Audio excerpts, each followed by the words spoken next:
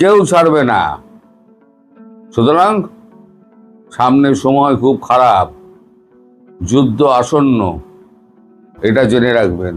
আমি আজকে বলে দিলাম যুদ্ধ আসন্ন, তো যুদ্ধ আসন্ন, এর জবাব আপনারা পাবেন। তারেক রহমান সাহেব জীবন ফিরে পেয়েছেন 21শে আগস্টের গ্রেনেড হামলা চালানোর পর, কিন্তু শিক্ষাটা গ্রহণ করেন নাই। ঠিক আপনাকে ঠিকই অনুশোচনা করতে হবে, হয়তো এমনভাবে অনুশোচনা করতে হবে যেখানে আর আসলে অনুশোচনা কোনো কাজে আসবে না। এই যে বিনা সিকরি আর বেঙ্কটরামন, তা এরা যে সমস্ত বলছেন, প্রতিদিন রসা, সব বুদ্ধিজীবী যারা থিঙ্ক ট্যাঙ্ক, যাদের বক্তব্য সারা পৃথিবীর লোক শোনে, তাহলে বাংলাদেশ সম্পর্কে কি তাদের ধারণাটা হচ্ছে আপনি বলুন। আমি জানি বাংলাদেশের মিডিয়াও কাউন্টার করছে, কিন্তু এটা বাংলাদেশের মিডিয়াকে বুঝতে হবে। বাংলাদেশের মিডিয়া কিন্তু সীমাবদ্ধ ওই 56 স্কোয়ার কিলোমিটার না কত ওরা বলে, ওইটার মধ্যেই কিন্তু সীমাবদ্ধ, তার বাইরে কিন্তু আউটরিচ নেই। ভারতবর্ষের মিডিয়ার আউটরিচ বিরাট, সারা পৃথিবী কন্ট্রোল করে তারা। একটা ন্যারেটিভ যদি খাড়া করতে চায় ভারতবর্ষ, সেই ন্যারেটিভ কিন্তু খাড়া করে দেবে, এবং যার বিরুদ্ধে লাগবে তাকে কিন্তু একদম শেষ করে দেবে। আমাদের দেশের মিডিয়া কিন্তু সাংঘাতিক। মিডিয়া সরকার ফেলে, সরকার গড়ে। তেমন কোনো দেশকে যদি তলানিতে নিয়ে যেতে হয়, তাহলে আমাদের দেশের মিডিয়ার তুলনায় একদম আপনার ওয়াল স্ট্রিট জার্নাল ছাড়া আর কোনো পেপারকে সেই জায়গায় দিতে পারেন না। এনডিটিভি ওয়ার্ল্ড সারা বিশ্বে খ্যাত, মিন্ট সারা বিশ্বে খ্যাত। এছাড়া আমি লোকাল আজতক ফাজতক এগুলো বাদ দিচ্ছি, এদের কথা আমি ধরছি না। এই দুটো গণমাধ্যমের কথা যেটা আমি বললাম, তারা সারা বিশ্বে খ্যাত। এখন এই কূটনৈতিক যুদ্ধ না, এখন সেটা গণমাধ্যমের যুদ্ধে এসে দাঁড়িয়েছে। মানে এটা একেবারে ভারতবর্ষের আতে গা লেগেছে, তো একবার সবাই মিলে উঠে পড়ে লেগে পড়েছে, কেউ কাউকে ছাড়বে না, এরকম একটা ব্যাপার। আচ্ছা আপনারা বলুন যে তারেক রহমানকে কতজন চেনে? তার থেকে তো বেশি লোক বিনা সিকরিকে চেনে, তার থেকে বেশি লোক আমাদের জয়শঙ্করজিকে চেনেন। তারেক রহমান তিনি মনে করলেন বিরাট তীর মেরে দিয়েছেন, তো তীরটি যে 20 তীর ঘুরে এসে তার পায়ে লেগেছে, সেটি তিনি কবে বুঝবেন? আজকে তিনি বুঝতে পারছেন না, আজকে তিনি তার পেছনে ঢাকঢোল নিয়ে জামাতরা নেমে পড়েছে, তো তাই যেন উনি বুঝতে পারছেন না। যখন বুঝতে পারবেন তখন দেখবেন সামনে কঠিন সময়। ভারতবর্ষ তো পাশে দাঁড়াবেই না, উল্টে যাতে আরো গাড্ডায় পড়ে সেই ব্যবস্থা নিশ্চিত করবে। আর আজকের পরে, আজকে যে মন্ত্রিসভার আমাদের বৈঠক হচ্ছে, মানে মন্ত্রিসভা বলবো না, কিচেন ক্যাবিনেটের যে বৈঠক হচ্ছে, সেই বৈঠকের পর যদি পার্লামেন্টে যদি এই সিদ্ধান্ত পাশ হয়ে যায়, পাশ হওয়ার চান্স 100%, তাহলে কি হলো, আপনারা স্যাংশন খান বা না খান, ভারতের কেউ যায় আসে না। ভারত করবে কি, সোজা খাদ্য পণ্য থেকে আরম্ভ করে সব বন্ধ করে দেবে। এবার আপনাদের মিডিয়া নিয়ে আপনারা চেল্লান, আপনারা ভেতরে হইচই করুন, তৌহিদি জনতা খাবার জোগাড় করে আনবে, আর আপনারা খাবেন, চর্বচস্বর পেয়েও খাবেন। ভারতবর্ষের মতো একটা ভদ্র, সভ্য, সুশীল রাষ্ট্রকে এইভাবে বদনাম না করলেও পারতেন তারেক রহমান। তিনি একটা ক্ষুদ্র প্রাণী, সেটা তিনি বুঝতে পারছেন না। কূটনীতিতে তার তো কোনো জ্ঞান নেই, রাজনীতিতেও তিনি একটি ক্ষুদ্র প্রাণী, যাকে কেউ আমল দেয় না, চেনে না। আজকে বড় বড় অধিবেশনে গিয়ে যদি বিমস্টেকে যদি উনি আসতেন, তাহলে 10টা মানুষের সঙ্গে আলাপ হতো, নিজেকে মেলে ধরতে পারতেন, পরিচয়টা হতো, হ্যান্ডশেকটা হতো, তারপরে আমন্ত্রণ পত্র উনি পাঠাতেন, ওনারা আসতো। ধীরে ধীরে এইভাবেই তো তৈরি হয়, সবাই এইভাবেই তৈরি করে। কিন্তু আমি জানি না মানে জামাতের কি উদ্দেশ্য। উদ্দেশ্য বলতে একটাই, সেটা হচ্ছে পাকিস্তানের পেছন ধরো, ভারতের সঙ্গে শত্রুতা করো। কিন্তু ভারতের সঙ্গে শত্রুতা তখন করবেন আপনি যদি আপনি টিকে থাকতে পারেন, আপনার দেশটা যদি টিকে থাকে। আজকে এই মিডিয়া যুদ্ধ হচ্ছে, মিডিয়া ট্রায়াল হচ্ছে, কূটনৈতিক যুদ্ধ হচ্ছে। কাল যখন এই যে জয়শঙ্করজির যে ছবিটা আমি দিয়েছি, কাল যখন ভারতবর্ষ যখন মারতে শুরু করবে, কোথায় পালাবেন? বহুদিন ধরে আমি বলেছি happy happy Diwali, happy Diwali. এবার সত্যি সত্যি হ্যাপি দিওয়ালির সময় এসে গেছে। ভারত তো ছাড়বে না, ভারত ছাড়লেও ভারতের মিডিয়া ছাড়বে না। মিডিয়ার প্রেসারে, ভারতের মানুষের প্রেসারে, আর অনগোয়িং সিঁদুরের এত উচ্চগ্রামে চেল্লানোর প্রেসারে মোদিকে কিন্তু এর জবাব দিতে হবে।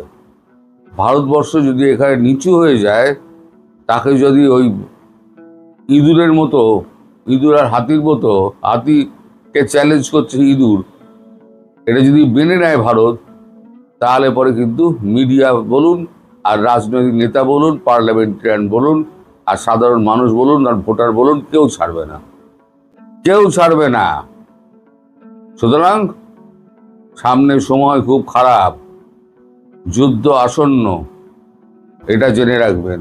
আমি আজকে বলে দিলাম, যুদ্ধ আসন্ন, তো যুদ্ধ আসন্ন, এর জবাব আপনারা পাবেন। সত্যিকারে এই রাষ্ট্রটা এখন কোন দুরবস্থার মধ্যে আছে, এটা কি আসলে বিএনপি বুঝতে পারে? রাষ্ট্রে পানি নাই, গ্যাস নাই, বিদ্যুৎ নাই। এগুলার জন্য তারা সেই আগে যে সাইবার সন্ত্রাসীদের দিয়ে 2024-এর জঙ্গি উত্থানের আগে মিথ্যা প্রপাগান্ডা ছড়াতো শেখ হাসিনা সরকারের বিরুদ্ধে, সেইভাবে সেই প্রপাগান্ডা করে যাচ্ছে যে 2 বছর আগে একটা সরকার চলে গেছে, যেই সরকার এই দেশের জন্য পানির ব্যবস্থা, গ্যাসের ব্যবস্থা, বিদ্যুতের ব্যবস্থা, জ্বালানির ব্যবস্থা, খাদ্য নিরাপত্তা সবকিছু নিশ্চিত করেছিল। 2 বছর ক্রমাগত রাষ্ট্রটাকে শ্লীলতাহানির মাধ্যমে, ধ্বংস করার মাধ্যমে এখন যে অবস্থায় দাঁড়িয়ে নিয়ে এসছে এরা, সেই জায়গায় এরা বলতে চায় যে এই অবস্থার জন্য শেখ হাসিনার সরকার দায়ী। একটা জাতিকে কত নির্বোধ ভাবলে রাষ্ট্রের শাসকরা এই ধরনের কাজ করতে পারে? কতটা নির্বোধ তারা মানুষকে ভাবে, চিন্তা করে দেখুন তো। তার সাথে রয়েছে, তারা তো কোনো ধরনের আইন শৃঙ্খলা পরিস্থিতি গঠন করার চেষ্টা করেনি। 2024-এর জঙ্গি উত্থানের পর নানান জায়গায় আমরা দেখেছি, বলতে শুনেছি, এবং কিছুদিন আগেও এক জায়গায় এক মৌলবী খুব তেজের সাথে বলেছিল এই দেশকে হিন্দু শূন্য করবে। আর আমরা দেখছি একের পর এক নিরীহ হিন্দু মানুষ এই দেশে খুনের শিকার হচ্ছে, নির্যাতনের শিকার হচ্ছে। একটা পরিবারের পুরো পরিবারকে ধ্বংস করে দেয়া, মেরে ফেলা নিষ্ঠুরতার সাথে, বর্বরতার সাথে। হ্যাঁ, এই ধরনের কিছু হতে পারে যে কোনো জায়গায়, কিন্তু রাষ্ট্রে যদি একটা বলিষ্ঠ সরকার থাকে, একটা ন্যায়পরায়ণ সরকার থাকে, তখন মানুষের কিন্তু আস্থা থাকে যে না, আমাদের সরকার আছে, কিছু হবে, ন্যায় বিচার হবে। এখন তো ন্যায় বিচারেরই প্রশ্নটা আর নাই এই রাষ্ট্রে। কেউ বিশ্বাস করতে পারছে না সরকার যা যা করেছে এ পর্যন্ত, তার মধ্যে সরকারের ন্যূনতম সততার পরিচয় পাওয়া গেছে। একটা পরিবার খুন হলে কেন ঢাকা থেকে তদন্ত টিম পাঠাতে হবে? তার মানে স্থানীয়ভাবে কত ধরনের প্রশ্ন এই এই এই এই বর্বর কাণ্ডটাতে দেখা দিয়েছে। আপনারা সেগুলো জানেন, প্রতিটা প্রশ্ন, আমি সেই জায়গায় যাচ্ছি না। কিন্তু আমার যে আতঙ্কটা, সেটা হলো রাষ্ট্রটা আসলে ইতিমধ্যে কিন্তু মৌলবাদী জঙ্গি শ্রেণী এবং 1971-এর পরাজিত শক্তি কিন্তু গ্রাস করে ফেলেছে। 1971 সালে স্বাধীনতা যুদ্ধ করে, মুক্তিযুদ্ধ করে দেশটাকে এই শক্তির হাতে ছেড়ে দেওয়ার জন্য কি এই রাষ্ট্র স্বাধীন হয়েছিল? এই রাষ্ট্র স্বাধীন করার পেছনে যেই ত্যাগ তিতিক্ষা, যেই রক্তদান, যে নারীর সম্ভ্রম দান, সেগুলো তো এখন কোনোটারই আর কোনো মূল্য থাকলো না। যে অন্ধকার শক্তি থেকে একটা সমাজকে বের করে আনার চেষ্টা করা হয়েছিল, সেই অন্ধকার শক্তিটা কিন্তু 2024-এ জঙ্গি উত্থানের মাধ্যমে এই রাষ্ট্রটা গ্রাস করেছে। আমরা চাই বা না চাই, আসলে ভবিষ্যতের দিকে অত্যন্ত করুণ একটা সময় আসছে, এবং অনেকে হয়তো ভাবতে পারে যে এই রাষ্ট্রকে এরা হিন্দু শূন্য করবে। আমার আর সেটা মনে হয় না। 2024 যদি এত ন্যাক্কারজনকভাবে না ঘটতো, তাহলে আসলে হয়তো আমাদের অসাবধানতা বশত এরা কিন্তু বাংলাদেশকে হিন্দু শূন্য করতো। পরবর্তীতে মূলধারার যত মানুষ, অর্থাৎ মুক্তিযুদ্ধের যত সমর্থক আছে, বাঙালি জাতীয়তাবাদের যত সমর্থক আছে, এদেরকে শূন্য করে সব ভারতে তাড়িয়ে দিত। কিন্তু 2024-এর ব্যর্থ জঙ্গি উত্থানের পর এদের মুখোশ বের হয়ে গেছে, সাধারণ মানুষের কাছেও বের হয়েছে, এবং একের পর এক জঙ্গিদের পরে ইউনূসের পরে তারেক রহমান, এদের যেসব কার্যক্রম, এদের যে সীমাহীন ব্যর্থতা, এগুলো মানুষের চোখের সামনে একেবারে পরিষ্কার হয়ে গেছে। আমি জানি না কিভাবে তারেক রহমান সাহেব এখনো রাতের বেলা ঘুমায়, যে রাষ্ট্রে কিচ্ছু নাই, অর্থনীতি ধ্বংস হয়ে গেছে, এবং যে রাষ্ট্রের মন্ত্রীরা বলে বেড়ায় 2 বছর তারা জ্বালানি সমস্যার সমাধান করতে পারবে না। চিন্তা করতে পারেন, এই রাষ্ট্রটাকে শেখ হাসিনা 2024-এ যাওয়া পর্যন্ত জ্বালানিতে সম্পূর্ণ রেখে গিয়েছিল, সেই সুবিধা কিন্তু ইউনূস ভোগ করেছে। এখন তারা এসে বলছে সেই 2001 থেকে 6-এর অবস্থা, যে এখন তারা 2 বছর লাগবে তাদের জ্বালানি সমস্যার সমাধান করতে। তারপরে একের পর এক সংখ্যালঘু নির্যাতন, খুন, আওয়ামী লীগও তো এখন সংখ্যালঘু করে ফেলছে, যদিও আওয়ামী লীগ সংখ্যা গরিষ্ঠ, তাদেরকে খুন, হত্যা, এবং সবচেয়ে বড় কথা হলো ন্যায় বিচারের ন্যূনতম শর্তটুকু রাষ্ট্র পূরণ করছে না। রাষ্ট্র চাতুর্যের আশ্রয় নেয়, এবং কত বড় চাতুর্যের আশ্রয় চিন্তা করেন। একটা হিন্দু ফ্যামিলি মারা গেছে অত্যন্ত নিষ্ঠুরভাবে, অত্যন্ত বর্বরতার সাথে পরিবারটাকে খুন করা হয়েছে। তার সাথে ভীষণ এক তামাশা, যে সব যদি আমরা হিন্দু নিয়োগ করি এই কেসে, তাহলে আমাদের আর কোনো বদনাম হবে না।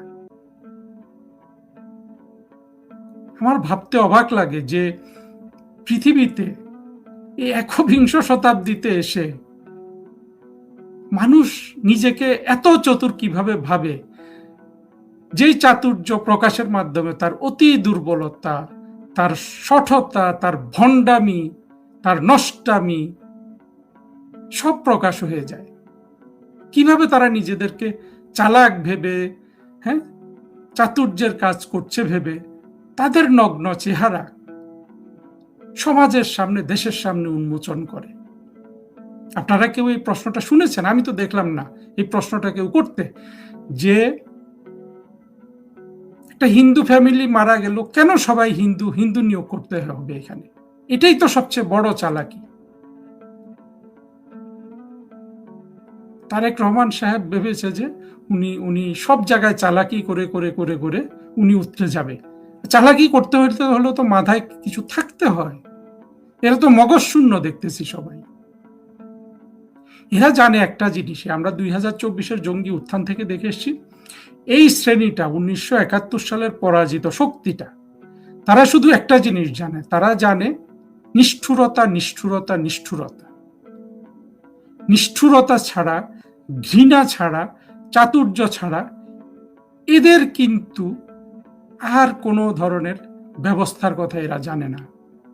চিন্তা করে দেখুন, 2024-এ জঙ্গি উত্থানের পর আমরা দেখেছি মাদ্রাসার ছেলেরা গিয়ে গিয়ে মন্দির বা এইসব জিনিস পাহারা দিচ্ছে। যারা এই দেশের তৈরি হয়েছে হিন্দু তাড়িয়ে দেওয়ার জন্য, মন্দির ধ্বংস করার জন্য, ওদেরকে দিয়ে যখন মন্দিরের সামনে বসিয়ে দেয়, কতটা নিষ্ঠুরতা এটা চিন্তা করে দেখুন তো।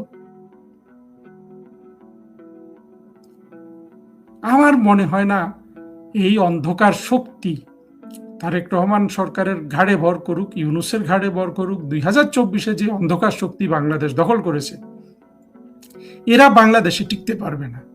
এরা বাংলাদেশে মোটেও টিকতে পারবে না। এত বড় হত্যাকাণ্ড হয়ে গেল, আমি কোনো রকমের মানবাধিকার কোনো জায়গা থেকে কিন্তু কোনো রিপোর্ট এখন পর্যন্ত পড়তে পারলাম না। জানি না কিছু হয়েছে কিনা, কিন্তু আমার চোখের সামনে আসেনি। চিন্তা করতে পারেন, শেখ হাসিনা সরকারের সময় যদি এই ধরনের কোনো ঘটনা ঘটতো, সারা পৃথিবীতে যুদ্ধ লাগিয়ে দেয়া হতো। তা আজকে সারা পৃথিবী নীরব, নিস্তব্ধ। আর সেই সুযোগে কিন্তু এইভাবে একের পর এক অমানবিকতা, নিষ্ঠুরতা, এটা এই রাষ্ট্রের উপর দিয়ে চালিয়ে দেওয়া হচ্ছে এবং বাংলাদেশের নিরীহ মানুষদেরকে হত্যা করা হচ্ছে। এবং বাংলাদেশকে যে হিন্দু শূন্য করা, আমার কষ্টটা বেশি কেন, গত 1-1.5 বছর সবচেয়ে বেশি কথা বলেছি যে বাংলাদেশে হিন্দুদের সুরক্ষার ব্যাপারে। এটা যে সবসময় মানবিকতা থেকে বলেছি তাও না, হয়তো মানবিকতা থেকেই বলেছি, কিন্তু বাড়তি একটা কিন্তু স্বার্থ আছে। আমি অনেক হিসাব করে দেখেছি, বাংলাদেশে হিন্দুদের শূন্য করা মানেই হলো বাংলাদেশের মুক্তিযুদ্ধের মূলধারাকে শূন্য করে ফেলা। কারণ যে আক্রমণটা এখন হিন্দুদের উপর হচ্ছে, হিন্দু শূন্য করার পর এই আক্রমণটা ওই মুসলমানগুলার হবে, যেই মুসলমানগুলো আওয়ামী লীগের সমর্থক। অত্যন্ত সুচতুরভাবে 71-এর পরাজিত শক্তি এই এজেন্ডা কিন্তু তারা এগিয়ে নিয়ে যাচ্ছে। অথচ এই ব্যাপারে যে খুব বেশি সচেতনতা তৈরি হয়েছে সেটাও কিন্তু আমরা দেখতে পাচ্ছি না।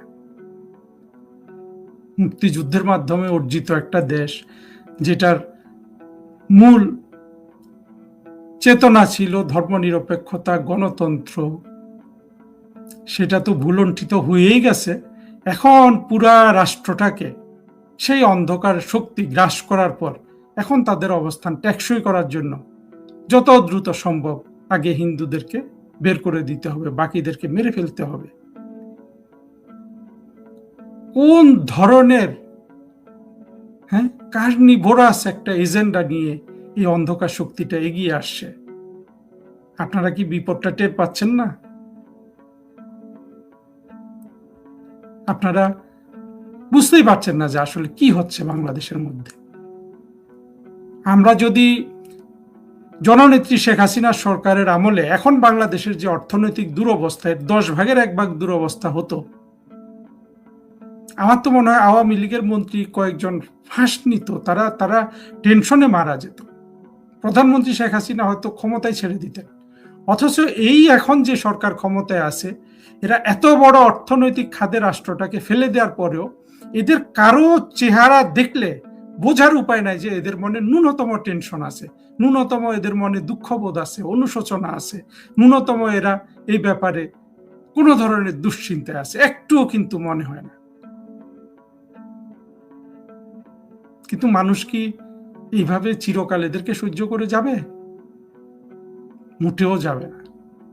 আসল কথা হলো, এরা নিজেরা যেই বিপদে ডেকে নিয়ে এসে, এরা বাংলাদেশ রাষ্ট্রকে ধ্বংস করতে চেয়েছিল, বাংলাদেশকে সেই মনোলিথিক একটা সোসাইটি করতে চেয়েছিল যেখানে শুধু সাম্প্রদায়িক মুসলমানরা থাকবে। আর সাম্প্রদায়িক মুসলমানরা তো নিজেরাই পরবর্তীতে দেখা গেছে, যেখানে সাম্প্রদায়িক মুসলমানরা রাষ্ট্র গঠন করে, তারা নিজেদের বিভিন্ন মাযহাবের মধ্যে তারা খুনাখুনি করে, সেই দিকে তারা রাষ্ট্রটা নিয়ে যেতে চায়।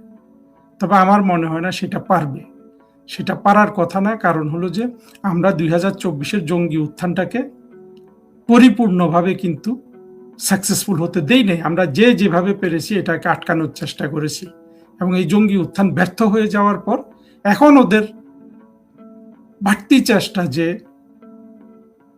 খুন খারাপি করে, হিন্দুদের তাড়িয়ে দিয়ে, হিন্দু খুন করে, আওয়ামী লীগ খুন করে যে বিজয়টা ওরা করতে গিয়েও করতে পারলো না, ভাবছে যে সেই বিজয় তারা পেয়ে যাবে। আমার মনে হয় সেই বিজয় তারা পাবে না, বরঞ্চ তাদের উপর কিন্তু হিসাবটা অত্যন্ত কঠোর হবে এবং এরা হিসাব দিয়ে কুল পাবে না। এইরকম নিষ্ঠুরতা বর্তমান পৃথিবীতে যেটা আমরা এই রংপুরে দেখলাম, সেটা তো কোনোভাবেই পৃথিবীর কেউ চিন্তাও করতে পারে না যে এরকম নিষ্ঠুরতা সম্ভব ঠান্ডা মাথায়। অথচ সরকার করছে নাটক। এই সরকারের উপর আস্থা তো নাই আরো কারণে, কারণ এরা তো অতীতেও একই নাটক করেছে, জজমিয়া নাটক। সবাই এখন জজমিয়া নাটকের কথা বলছে। আসলে দুঃখ লাগে যে এই লোকগুলা, বিএনপির এই লোকগুলা, ওদের এত ওষুধ হওয়া সত্ত্বেও, ওদের এত পানিশমেন্ট হওয়া সত্ত্বেও এই লোকগুলো একটুখানি ঠিক হয় নাই যে না, রাষ্ট্র ক্ষমতা হাতে পেয়েছি, এটাকে দায়িত্বশীলতার সাথে গ্রহণ করা উচিত, দায়িত্বশীলতার সাথে রাষ্ট্রটা চালানো উচিত, রাষ্ট্রের সকল নাগরিকের ঘৃণাও করি যদি, তবুও তার ন্যূনতম নিরাপত্তা, ন্যূনতম স্বার্থ রক্ষা করা উচিত। এই দায়িত্ববোধ ওদের মধ্যে নাই। ওদের কাছে আছে মানুষকে গর্ধব ভেবে এগিয়ে যাওয়া, যে হ্যাঁ হিন্দু মারা গেছে, সব হিন্দু নিয়োগ করে দেই, সমস্যা সমাধান হয়ে গেল। এটা অত্যন্ত নিচু মানসিকতা না শুধু, এটা একটা অসুস্থ মানসিকতা এবং অত্যন্ত সাম্প্রদায়িক চিন্তা ছাড়া যার মাথা থেকে এই বুদ্ধি এসছে যে সব হিন্দু নিয়োগ করো, সেই ব্যক্তি কি পরিমাণ সাম্প্রদায়িক এটা ভাবতেও আমার গা শিওরে ওঠে। এই সাম্প্রদায়িক গোষ্ঠীগুলো এখন বাংলাদেশের শাসন ক্ষমতা দণ্ডমুণ্ডের কর্তা হয়ে বসে গেছে। চিন্তা করা যায় আওয়ামী লীগ সরকারের আমলে এই ধরনের কোনো কাজ হতো তো না। আওয়ামী লীগ সরকারের আমলটা তো, এইগুলা যদি আমরা এখন চিন্তা করি, ওটা তো আসলে মানে স্বর্ণ যুগের চেয়ে বেশি ছিল, যে আমল নিয়ে আমাদেরই অসন্তুষ্টি ছিল। আমার মনে হয় এদের পাপের পাড়া পূর্ণ হচ্ছে, এবং আমি অন্তত আন্তরিকভাবে চেয়েছিলাম বিএনপি নিজেকে এই পাপগুলো থেকে পৃথক করতে শিখুক, কিন্তু আমি কাকে শিক্ষা দিব, আর বিএনপি কি শিখবে? বিএনপি যেই ভাবলেশহীনতা দেখাচ্ছে যে রাষ্ট্রের সব ঠিক আছে, ওরা ভোগ বিলাসে মত্ত আছে, সেটাই বোধহয় চিরকাল যাবে। মাত্র তো 6 মাস হলো, বাংলাদেশের মানুষ খুব দ্রুত জাগবে। তবে এবার যদি জাগে, আমাদেরকে সবার আগে বাংলাদেশের শুধু হিন্দু না, সব ধরনের সংখ্যালঘু শ্রেণীকে, অনগ্রসর শ্রেণীকে, দুর্বল শ্রেণীকে সবার আগে শক্তি দিতে হবে, তাদেরকে এম্পাওয়ার করতে হবে, ক্ষমতায়ন করতে হবে। এটা ছাড়া এই বাংলাদেশ টিকতে পারবে না। কারণ হলো, বাংলাদেশটা যেই শক্তি বারবার দখল করতে চায়, সেই শক্তি ঠিক বিপরীত ধরনের বাংলাদেশ চায়। আমরা যদি সেই পথে তাদের সহযোগিতা করি, আমরা যদি হিন্দু তাড়ানোতে সহযোগিতা করি, আমরা যদি নারীর ক্ষমতায়ন বন্ধ করি, আমরা যদি সমাজের অন্যান্য লিঙ্গভেদে বা অন্যান্য যে কোনো সমাজের দুর্বল অংশকে যদি আমরা আরো দুর্বল করি, ওগুলা কিন্তু ইনডাইরেক্টলি ক্ষমতায়িত হবে এই জঙ্গি গোষ্ঠীগুলো। সেটা আমাদের আর কিছুতেই হতে দেয়া যাবে না। আমি আশা করব বাংলাদেশের মূলধারার প্রতিটা মানুষ, যারা একটা সুন্দর বাংলাদেশে বিশ্বাস করেন, তারা এই সচেতনতাটুকু আনবেন যে আমাদের বাংলাদেশটাকে রক্ষা করার প্রধান শর্তই হলো এই দেশের সকল মাইনরিটিকে রক্ষা করা, তাদের নিরাপত্তা নিশ্চিত করা, তারা যাতে এই বাংলাদেশটাকে ওন করতে পারে সেই ব্যবস্থাগুলো গ্রহণ করা। অতীতে আমরা করি নাই, আমরা ভুল করেছি, হয়তো আমরা খেয়ালও করিনি, আমরা বুঝতেও পারিনি, আমরা এখানে সহযোগিতাও করেছি, কিন্তু দেখা গেছে যে এই কাজে আমাদের নিজেদেরই স্বার্থ সবচেয়ে ক্ষুণ্ণ হয়েছে। দেখুন, এই যে হিন্দুরা যে ভারতে চলে যায়, এখান থেকে অর্থনৈতিক লাভ তো সব মানুষ পায় না। ফলে এই অর্থনৈতিক লাভের জন্য বাংলাদেশে ভারত হিন্দু নিধন সব মানুষ সমর্থন করে না, গণহারে সমর্থন করে কিন্তু সাম্প্রদায়িকতা থেকে, যে হিন্দু গেলে সে মুসলমান বেশি হয়ে গেল। ওই জায়গায় কিন্তু আঘাত করতে হবে। যে সাম্প্রদায়িক শিক্ষা বাংলাদেশকে দেয়া হয়েছে, সেই শিক্ষার মূলোৎপাটন করতে হবে। কাজটা কঠিন, কিন্তু স্ট্রং যদি পলিটিক্যাল উইল থাকে, এটা একেবারে সহজ একটা কাজ। এটা আমরা অতীতে করতে পারতাম, করিনি, ভালো কথা, এখন আমাদের করতে হবে। কিন্তু ততদিনে আমরা আর কত এই ট্র্যাজেডিগুলো দেখব, এইভাবে হিন্দু ফ্যামিলিকে মেরে ফেলা, নিষ্ঠুরভাবে মেরে ফেলা, তারপর সরকারি তামাশা, যেটা আরো পুরো ট্র্যাজেডিটাকে অনেক গুণ বাড়িয়ে দেয়। এরকম একটা ট্র্যাজেডিতে সরকার যদি সৎভাবে এগিয়ে না আসে, মানুষের চিন্তা করতে পারেন মানুষের দুঃসহ অবস্থা কোন চরমে পৌঁছে। অবাক হয়ে যাই, ধিক্কার জানাই। তারেক রহমান সাহেব জীবন ফিরে পেয়েছেন 21শে আগস্টের গ্রেনেড হামলা চালানোর পর, কিন্তু শিক্ষাটা গ্রহণ করেন নাই। ঠিক আপনাকে ঠিকই অনুশোচনা করতে হবে। হয়তো এমনভাবে অনুশোচনা করতে হবে যেখানে আর আসলে অনুশোচনা কোনো কাজে আসবে না।